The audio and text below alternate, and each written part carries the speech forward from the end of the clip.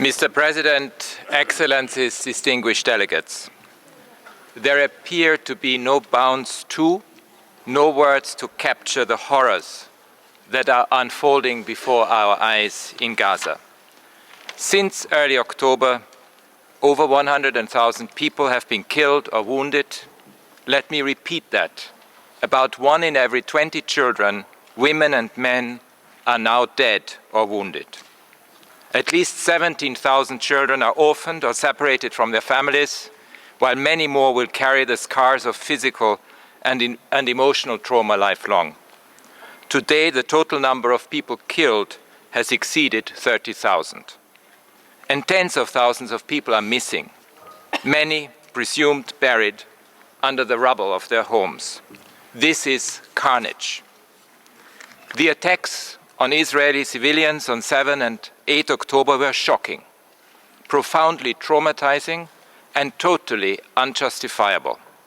The killing of civilians, reports of torture and sexual violence inflicted by Hamas and other Palestinian armed groups, and the holding of hostages since that time are appalling and entirely wrong. And so is the brutality of the Israeli response. The unprecedented level of killing and maiming of civilians in Gaza, including UN staff and journalists, the catastrophic humanitarian crisis caused by restrictions on humanitarian aid, the displacement of at least 3/4 of the population, often multiple times, the massive destruction of hospitals and other civilian infrastructure, and in many cases, systematic demolition of entire neighborhoods, rendering Gaza largely unlivable. The war in Gaza must end. Clear violations of international human rights and humanitarian laws, including war crimes and possibly other crimes under international law, have been committed by all parties. It is time, well past time, for peace, investigation, and accountability. Excellencies, last year, I described before this Council the already dire situation across the occupied Palestinian territory. In 56 years of Israeli occupation, profoundly discriminatory systems of control were imposed on Palestinians to restrict their rights, including the right to movement, with major impact on their equality, housing, health, work, education, and family life. A 16-year-long blockade of the Gaza Strip kept most of its 2.2 million people effectively in captivity and destroyed the local economy. The lives of generations of Palestinians in the West Bank were punctuated by harassment, control, arbitrariness, including arbitrary arrests and detentions, and increasing Israeli military and settler violence. Meanwhile, illegal settlements continue to grow, leading de facto to increased annexation of Palestinian lands. Imagine the endless humiliation and suppression endured. Today, this situation is incomparably worse. The report which is before you makes for very painful reading. Thousands of tons of munitions have been dropped by Israel on Gaza, including repeated use of explosive weapons with wide area effects. These weapons send out massive blast waves of high pressure that may rupture internal organs, as well as fragmentation projectiles and heat so intense that it causes deep burns. And they have been used in densely populated residential neighborhoods. In Egypt's Al-Arish hospital last November, I saw children whose flesh had been seared. I will never forget this. Under Article 1, common to the 4 Geneva Conventions, all states must respect and, crucially, ensure respect for international humanitarian law set out in those conventions. This responsibility comes alive when there's a real risk that arms transferred to a party to a conflict may be used in violation of this law. Any such enabling of violations of international humanitarian law must cease at once. This is the core of due diligence. Over the past 5 months of warfare, the Office has recorded many incidents that may amount to war crimes by Israeli forces, as well as indications that Israeli forces have engaged in indiscriminate or disproportionate targeting that violates international humanitarian law.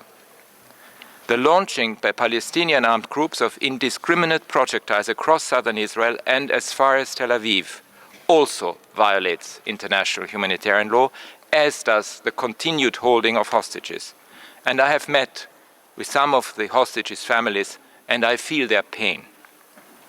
Mr. President, between 8 and 21 October last year, Israel imposed a complete ban on all supply of food, aid, fuel, and electricity to Gaza. Since then, Israel has continued to hinder humanitarian assistance.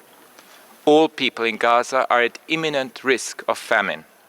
Almost all are drinking salty and contaminated water. Healthcare across the territory is barely functioning. Just imagine what this means for the wounded and for people suffering infectious disease outbreaks. In northern Gaza, where the operational space for humanitarian work is now almost zero, many are already believed to be starving. In all other parts of Gaza, humanitarian assistance has become extremely challenging, and this is not only dangerous, but also dehumanizing. The blockade and siege imposed on Gaza amount to collective punishment and may also amount to the use of starvation as a method of war, both of which, committed intentionally, are war crimes.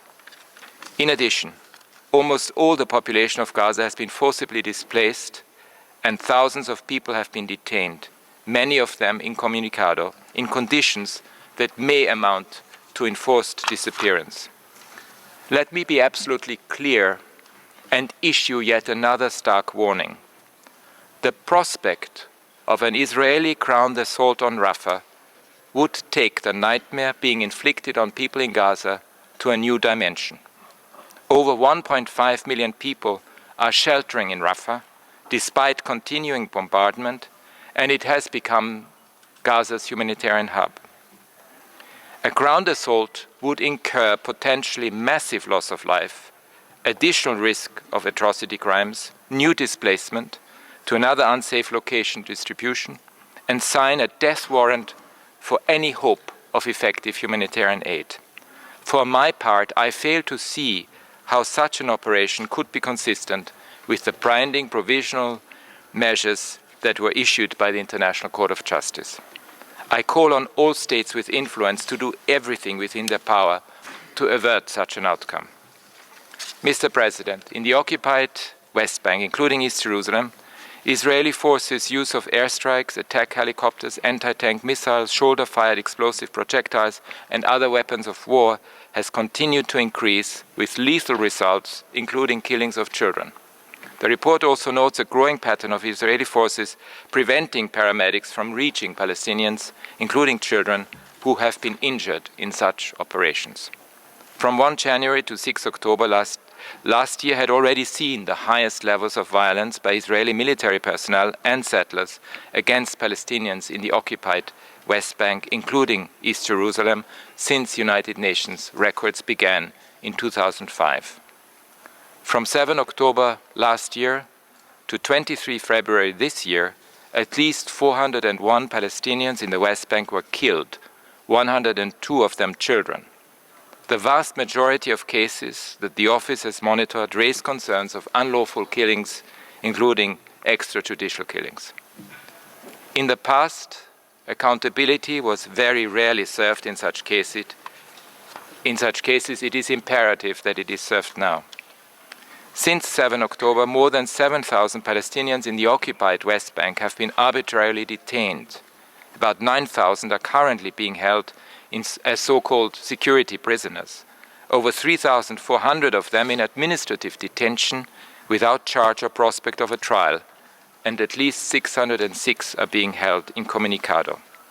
Mr. President, and yet we must hold on to the promise that peace is achievable in the occupied Palestinian territory and Israel. For that to work, the occupation must end. Israeli leaders must accept the right of Palestinians to live in an independent state, and all Palestinian factions must accept the right of Israel to exist in peace and security. The goal is to achieve a safer, more peaceful future for all. And the war in Gaza is taking Palestinians and Israelis further from that goal every day. There must be an end to these hostilities, not only an immediate ceasefire, but an end to this war. All hostages must immediately and unconditionally be released, and the thousands of Palestinians arbitrarily detained by Israel must also be released. Accountability must be served on all sides. A raft of measures to re-establish human rights, equality, accountability and justice must be adopted across the occupied Palestinian territory and Israel. I urge a positive response to the repeated requests by my office for full access to Israel and the occupied Palestinian territory to document and investigate credible allegations of human rights violations and abuses. Keeping Palestinians and their rights walled off, out of sight, out of mind, has not worked in 56 years, and it can never, ever work.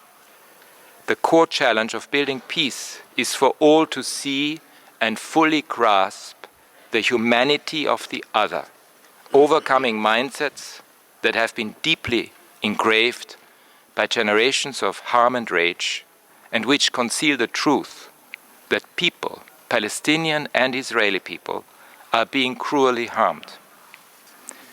Excellencies, whether in Gaza or anywhere else, I urge you all to avert a new era of power politics that casts aside laws, norms, and the institutions so painstakingly built to advance them. Our universal rights and fundamental humanity depend on reversing any such trajectory. Thank you.